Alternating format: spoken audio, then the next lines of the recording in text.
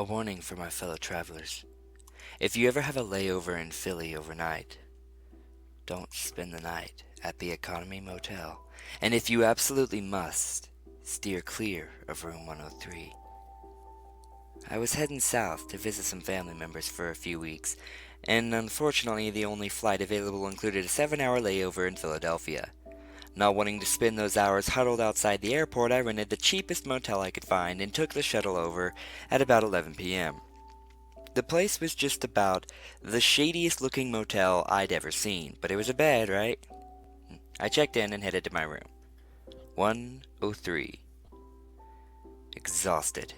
I immediately collapsed on the bed, a bit lumpy, but not terrible. Not bothering to take my contacts out, I closed my eyes and let my thoughts wander. I was yanked back to reality by a loud grumbling from my stomach. Right.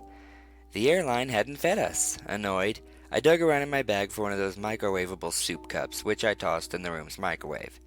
As the microwave rattled away, I noticed a piece of paper wedged underneath it. I yanked it out and unfolded it.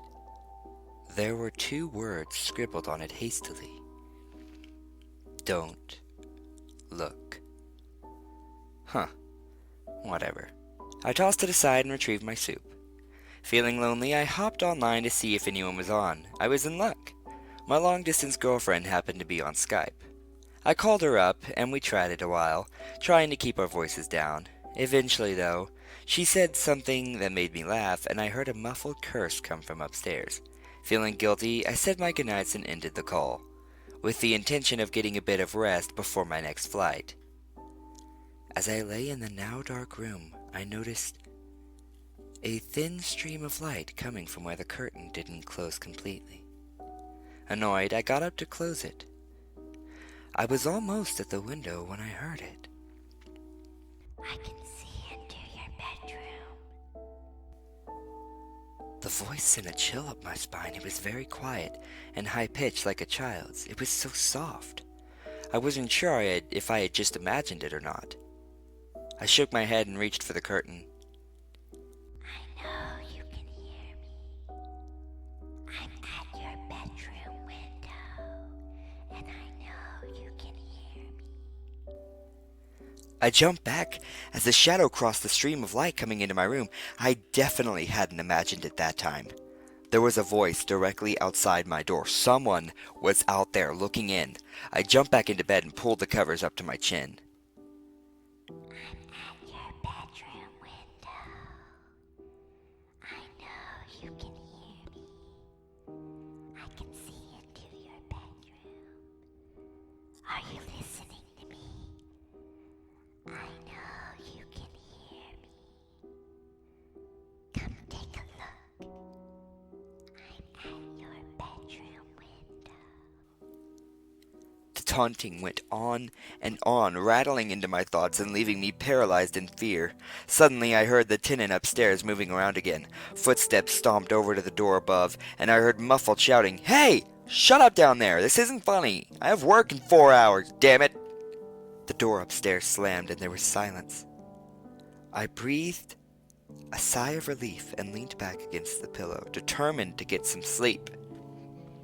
I'm still out here. Come look out your window. I sat straight up, heart pounding in my ears. The voice was back. It whispered on and on, repeating its mantra over and over again. I put my hands over my ears and rocked back and forth, trying to block out the sound. It was no use. The longer I sat there, the louder it got, until I could hear it so clearly it sounded like it was right next to me. Frantic, I picked up the phone and dialed the police. Stammering and stuttering in fright, I managed to give them the information, where I was, what was wrong. Please help. I'm scared. I didn't care if it was a prank at this point. My mind was reeling in terror. The officers assured me that they'd be over shortly to see what the issue was, and I thanked them and hung up the phone. As soon as I did this, silence descended over the room. It wasn't just that the voice stopped, no. Utter silence filled the room. The air conditioner stopped, the street noises outside ceased, even the faint hum of electricity from the TV and lights went away. It pressed on my ears with a tangible heaviness that sent shivers through me.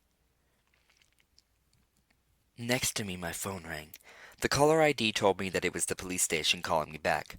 Cautiously, I picked it up and answered. "Hello?" I whispered. They aren't coming. Growled the voice. Every light in the room went out, plunging me into complete and total darkness. In the dark, I fumbled for my bag.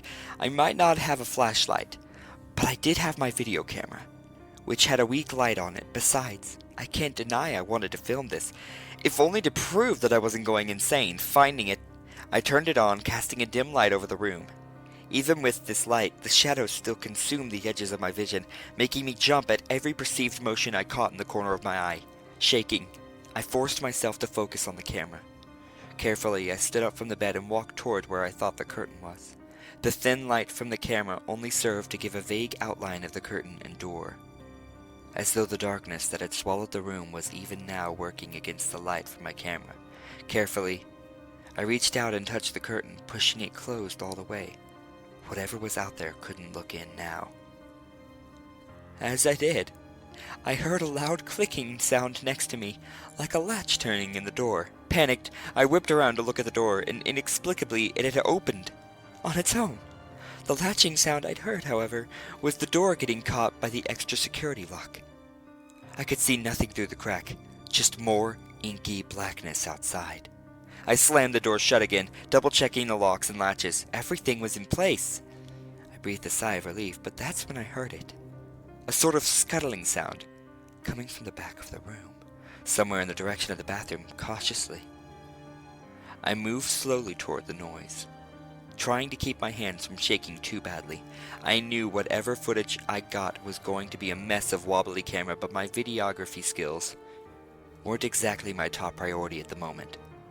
I approached the source of the noise, but found nothing there except for another piece of paper, wedged partly behind a wall-length mirror next to the closet. I fumbled to open the folded-up scrap, trying not to tear it in my haste. When I finally got it open, there were only 2 words. Turn around. I was not about to do something like that. Trembling, I slowly looked up at the mirror, while pointing my camera behind me at the same time. To my horror, the light from the camera illuminated a faint silhouette of something behind me. All I could make out was a vague form no taller than the height of the bed, and it was moving toward me. I broke out of my paralysis and dove into the bathroom, slamming the door behind me.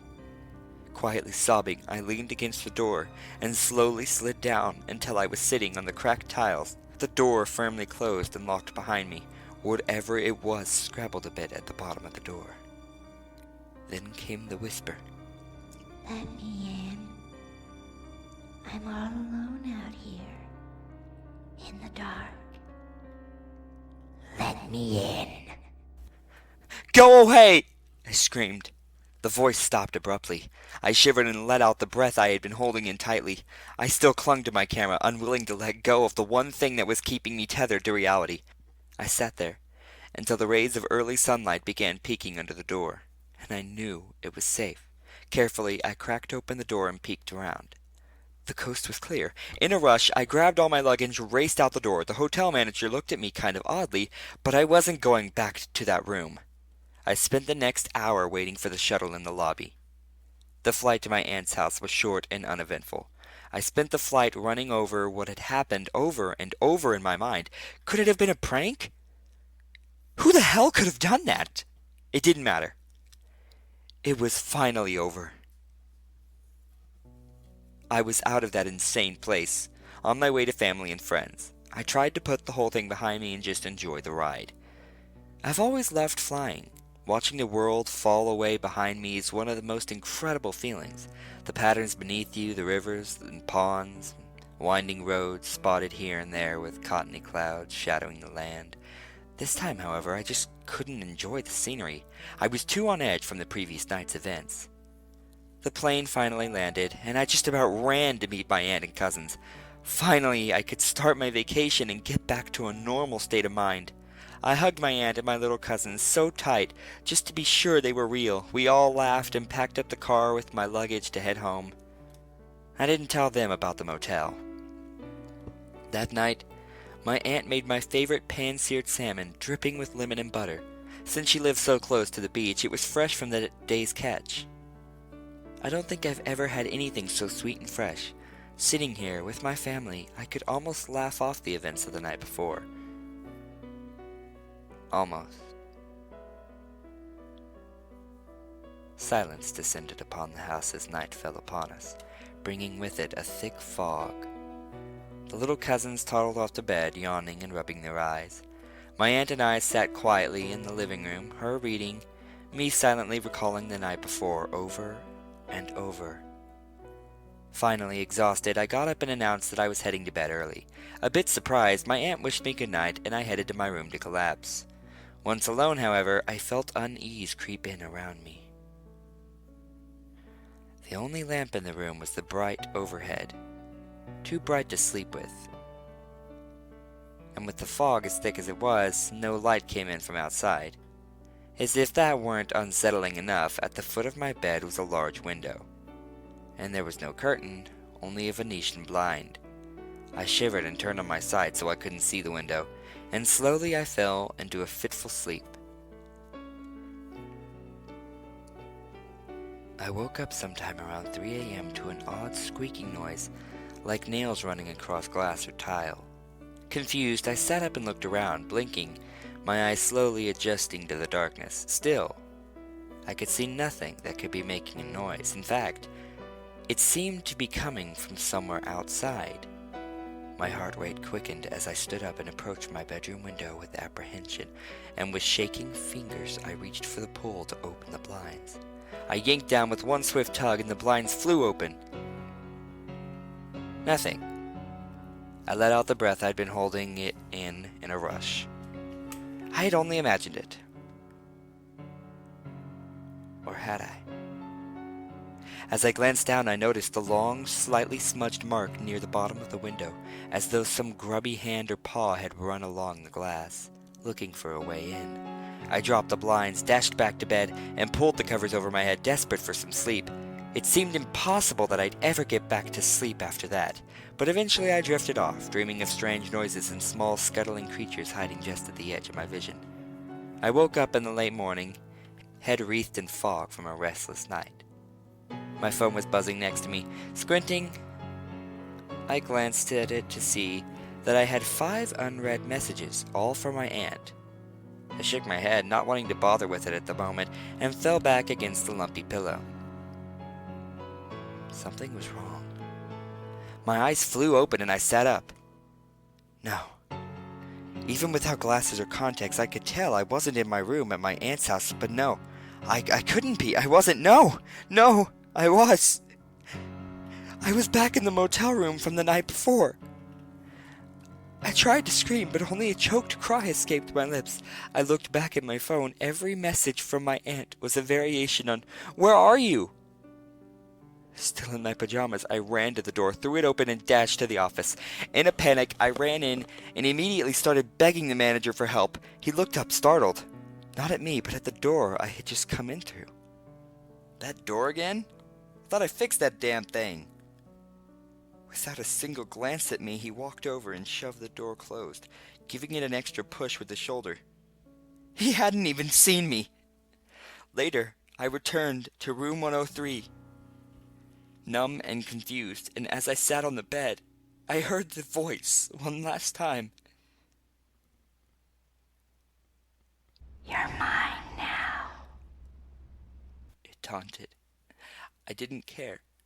I couldn't even muster up emotion anymore. I've lost count of the days I've spent here by now.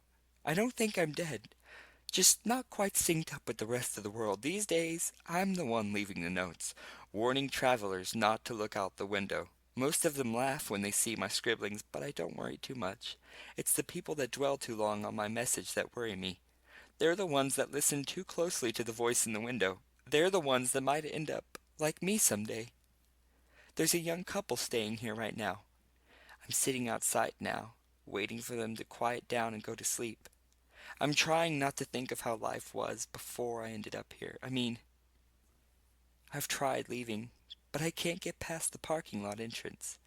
The only knowledge I get from the outside world now is from my phone and the occasional news program I watch during what passes for a continental breakfast at this motel. I think the two inside have fallen asleep. Well, he has at least. I'm not worried about him, his girlfriend, or fiancé or whatever. I'm concerned for her. She's still up, high-starting around. I know she saw my note, and she's definitely upset. She's a perfect target. Excuse me now. I'm going to go huddle in the closet with my hands over my ears. The voice is going to start soon.